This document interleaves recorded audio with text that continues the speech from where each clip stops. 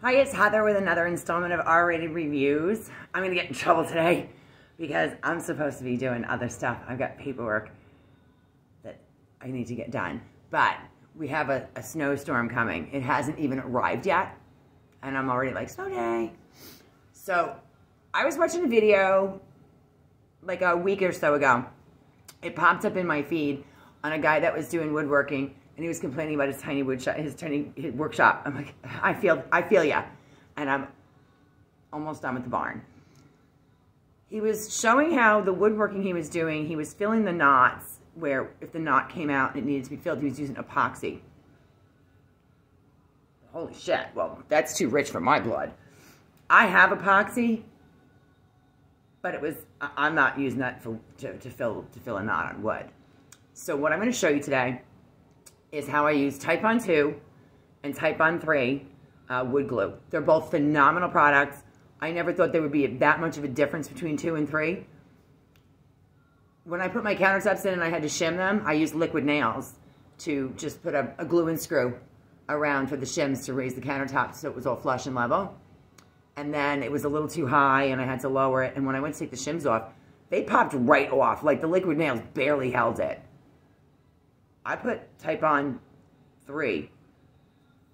Thank goodness I didn't use that to begin with, because I never would have been able to adjust those shims. They're not coming off. So Tite Bond II I use for a lot of stuff just because it's a little less expensive. I buy it like by the gallon now. And I think I saw the other day in the store, it was like 30 bucks, $29 or $30 for 2 in the gallon. And Tite Bond III, it's like $35 to $38. It's a pretty big difference. But the stuff is insane. So anyway, I make my own wood fill.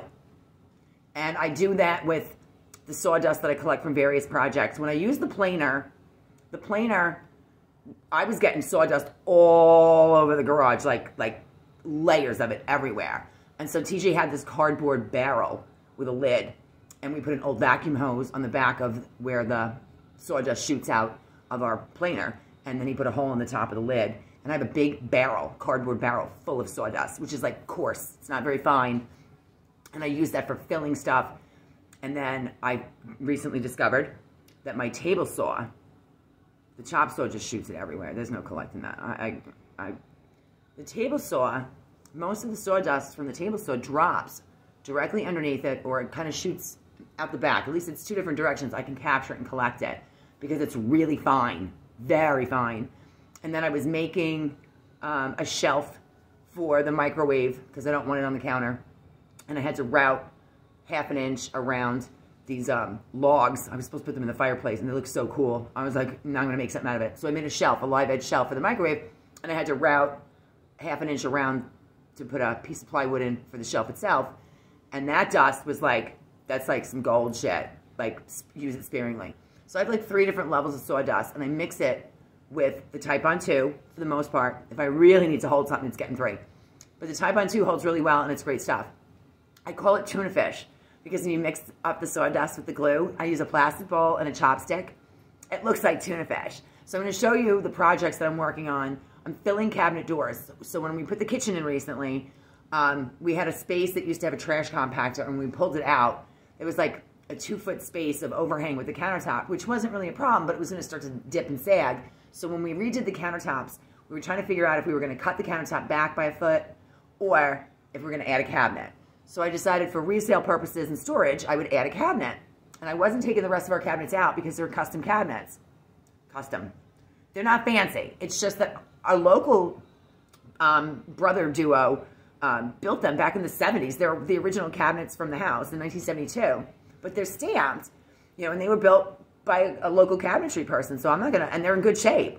I'm not going to tear them out to go put some, you know, not particle board, it's furniture board, box cabinets.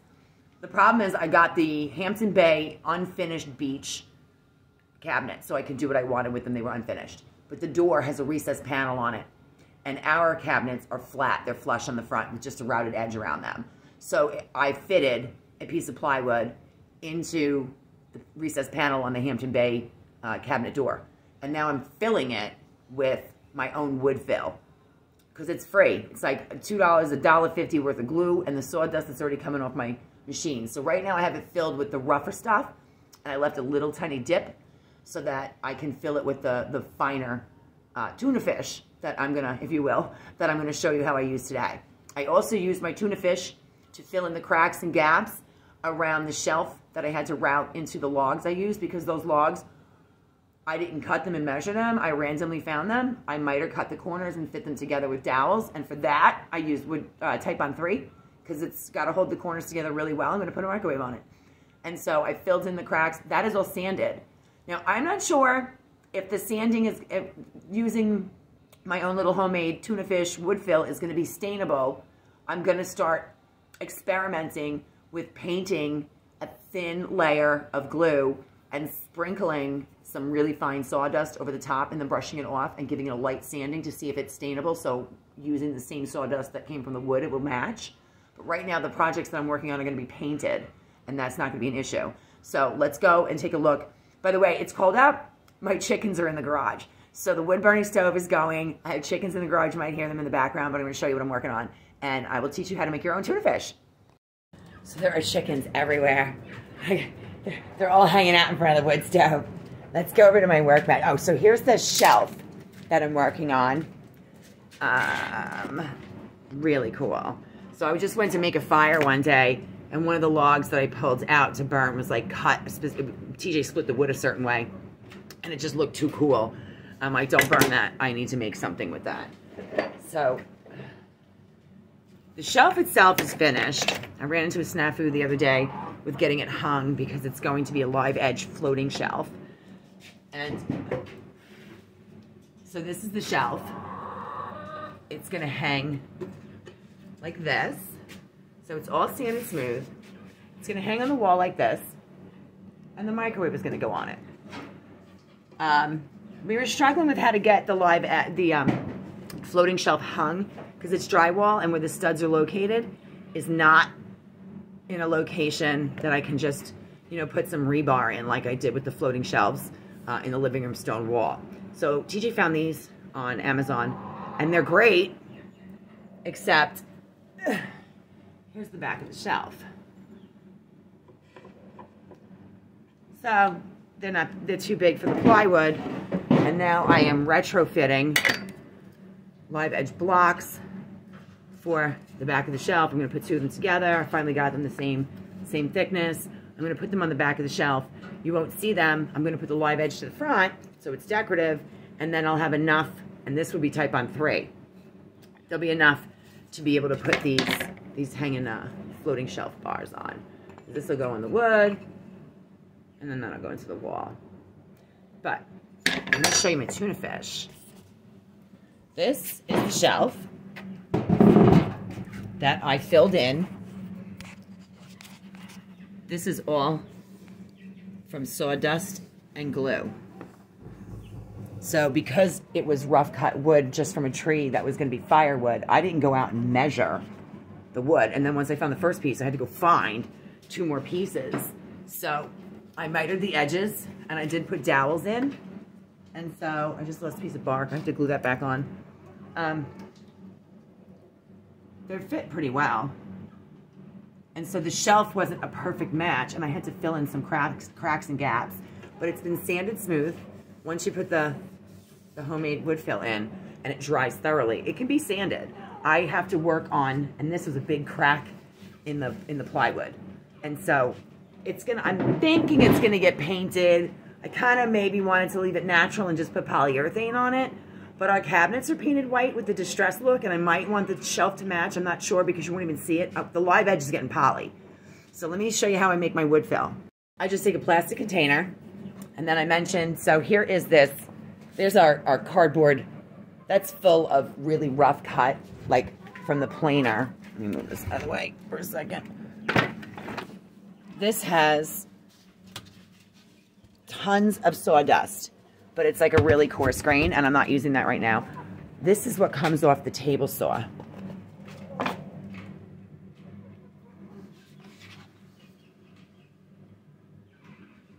So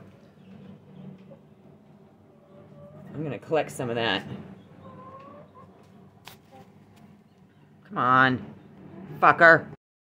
So I wound up getting some rough cut mixed in with it, but what I did was I just shook it gently, and the rough cut came to the top, and I'm gonna pull it out. I have to find a way to better capture the sawdust from under the table saw. The router dust, and that's some shit. What I'm gonna do with this now is get the glue and a chopstick and mix it.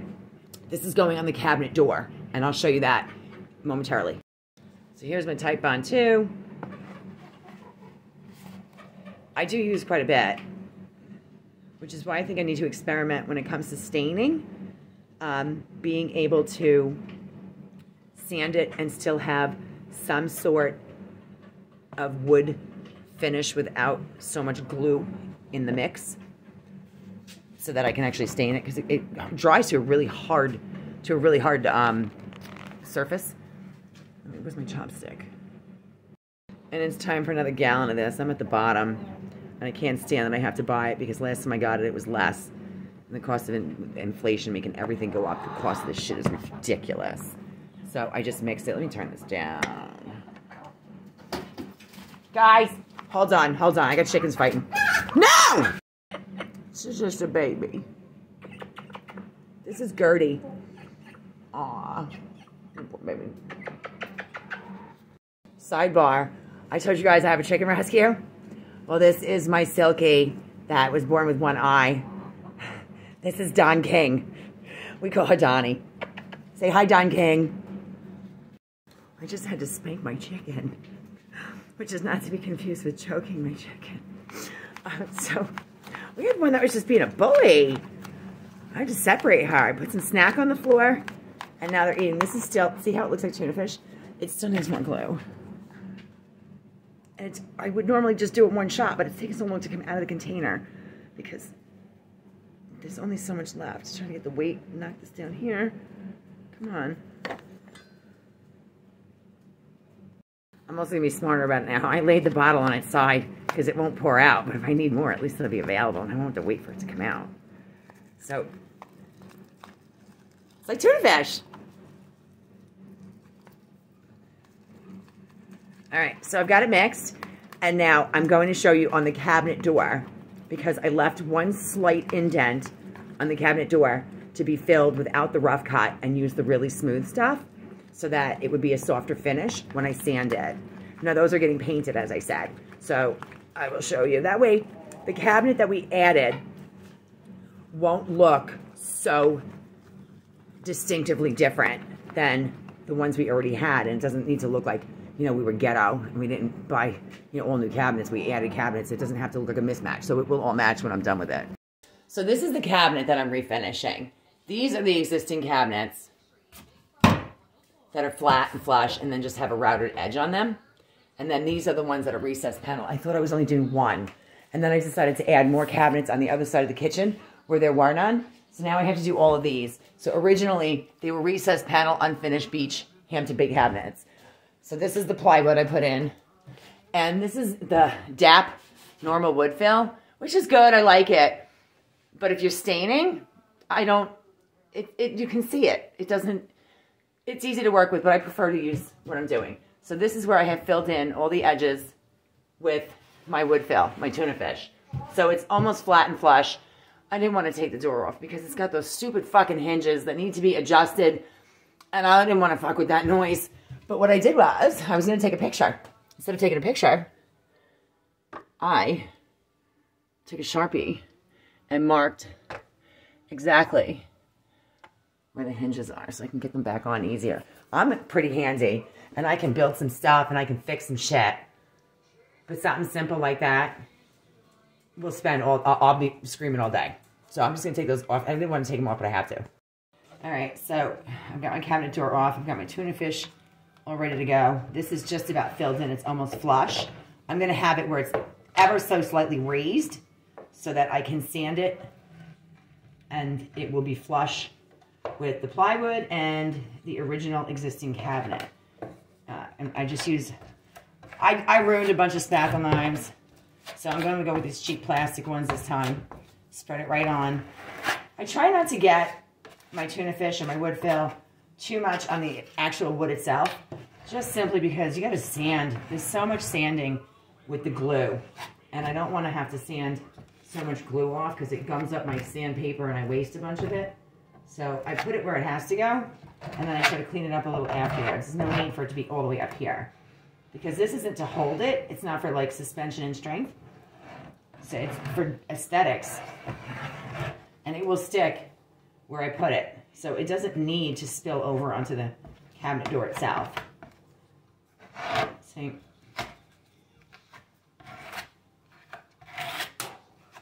And this is going to be the final layer. I've done 2 so far. This is the 3rd one. I did a rough one, and then I did like a medium one. And sometimes, you know, the glue and the sawdust will shrink a little once it's dry. Not much, but a little. And now it won't because there's such a base and a foundation that the shrinkage should be already done. I'm just going all the way around the whole edge. And then when this dries, I'm going to sand it. And since it's already routed with virtually the same pattern of route that's been done in the existing cabinets, I don't have to rerouter them at all. I'm going to sand the front, and then I'm going to paint them and distress them with the same Rust-Oleum distressed cabinetry that I bought when I did the cabinets like 2 years ago, I think. A year and a half. This is going to be really solid when it dries. It dries to a really strong surface and bond. The reason I tell you that is because I'm going to show you what I did next. I was talking to the cabinet guy, the countertop guy at Home Depot over a period of a few months because our other countertops didn't have this lip. They didn't have the edge in the back. It did around the rest of the kitchen, and I couldn't get them with the kit sold separately. So what I'm doing is we now have this edge, and there's nothing behind it. So I put some plywood back there, and I am securing the matching backsplash tiles. I'm not done. I have more to do. I'll show you that quick. So that's going to go back there so that it doesn't look stupid that we have that, the rise for the built-in little backsplash on the cabinets. So when I cut the countertop, I went with laminate because I can't stand granite and I can't afford the marble that I would like. And so we got a farm sink. I love it. And when I told the guy in the cabinet department what I was trying to do, he was telling me I should custom make the countertops without the backsplash in one big piece. And I'm like, I wasn't doing that because it was going to cost me as much as granite and whatever. It never dawned on him to tell me, you can't have a farm sink with laminate countertops? What the fuck? So you can only have a nice, expensive farm sink if you go with the expensive countertops. So I called him the day I put the countertop in, and I had cut it for the sink. I put the sink in, and I'm like, okay, so now I need the end caps that don't have the rise for the backsplash. And I wanted to know if they made them without it. And he's like, no, they don't have those. Yes, they do. I bought them. And he's like, well, what is it for? And I said, I have to put it around the edge of the sink because I cut the countertop and it's not, you know. He's like, you can't put a farm sink with laminate countertop. I'm like, well, yes, you can because I already did. I'm more of a fixer. Let me figure out, tell me there's a problem, and I will come up with a solution. So what I have done is I used Rust-Oleum countertop seal epoxy, which is not a permanent solution for this, but I did make sure that I went all the way, like 4 to 6 inches underneath the countertop. I sealed it like 4 times. And when I had cut the countertop, I was looking at the farm sink, which came with no instructions, and luckily I wound up installing it the way it was supposed to be. So, good me. And so sometimes I don't mind making mistakes because if I can learn from them, then it gives me the ability to tell somebody else that there is an alternative to just what you're being told. I'm an outside-the-box thinker, and I wanted a farm sink. So when I cut the countertop, I cut it according to the guidelines that I had looked up. And once we put the sink in, I didn't like it that much because the sink is round on the corners. And the countertop was cut square over it like it was, you know, it was an undermount sink. And I didn't care for it. So I made tuna fish. And I'm doing something I know you're not supposed to do. But it's my house, it's my kitchen, and if it makes it work, then you guys can try it too. I am building an edge. I made this round. It's all been, it was sanded previously, but then I just did another coat. I put these plastic blind slats underneath so that it doesn't, so that it gives it like a form, and then I push them all around it, and I make like my own, almost like a concrete form, but for wood fill. And I filled in this corner. This has to just be sanded, and this has to be cut off. And I'm building, I thought it would look nice if the countertop kind of wrapped the front of the sink a little bit, which was not a suggestion that I saw. I built this side already. How am I gonna cover that, do you say?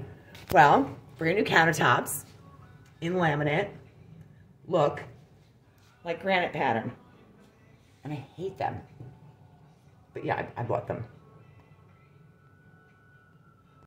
Because if the store does not have what I want, I will fucking make it. That is waterproof. It is so hard. And I'm gonna reseal it again with more Rust-Oleum countertop sealer. And then this is going over it because I can't afford the marble. I got the really heavy duty countertop contact paper. It's countertop cover. And because these are brand new countertops, everything is smooth, level, and flush. I'm gonna put this over, and then when this is done and sealed, this is gonna run right over the edge of it. So it'll match. And that is what I'm saving my epoxy for. Because it was $100 for this little 2-pack that you have to mix, like half a gallon of each. It's $100 for a gallon of epoxy, and it's gonna barely cover the square footage of the countertop. And so check this out. I did this with my tuna fish. I just have to finish building this side. Where is it? Here. Because it has to come down lower. Where this one is going to be, this one's just about flush with the countertop. I just have to put a little bit on that one. It's going to look like the countertop was cut to be around the sink. The way it probably should have been cut. But without me knowing how I was going to like the way it looked when I did it, I just cut it the way you would cut the sink out. And then I didn't like it. And so they didn't have anything available that I wanted in the store. So I'm concocting it myself. This is done. This has all the wood fill in it. It is now flush, and it will be smooth when I sand it. And then the finished product is what I showed you in the shelf that I made that's going to go in the kitchen to hold the microwave up so it's off the countertop and I can have a coffee bar. I don't want a whole bunch of shit on my countertop unless it's for a coffee bar. So this is what it looks like when it's done and sanded. This is really soft. Like, I didn't go higher than 240 grit though, simply because if I decide to stain it, if you sand something too much, it won't, you know, if it's too soft, it won't take the stain. So this is going up. This is my shelf. It goes like this. I'm gonna polyurethane it. It's got a beautiful corner. I just have to, oh, you know, I'm gonna fill that in. I meant to fill that in. This side was a little easier. It's really smooth over here. I just have to fill in where it's rough cut on the other side. If you guys have any comments or questions, so this is done with Tite Bond II and Tite Bond III. Questions or comments, please feel free to leave them. Except if you have comments about how I fucked up the countertop, because I kind of fucked it up on purpose. And I'm glad that I did, because it's going to be an epic kitchen when I'm done with it. And it will be something that no one else can get because it was custom made by me. Thanks very much. If you want to subscribe, I would absolutely love that. Questions and comments, please feel free to leave them. And I will see you again next time. Have a great day.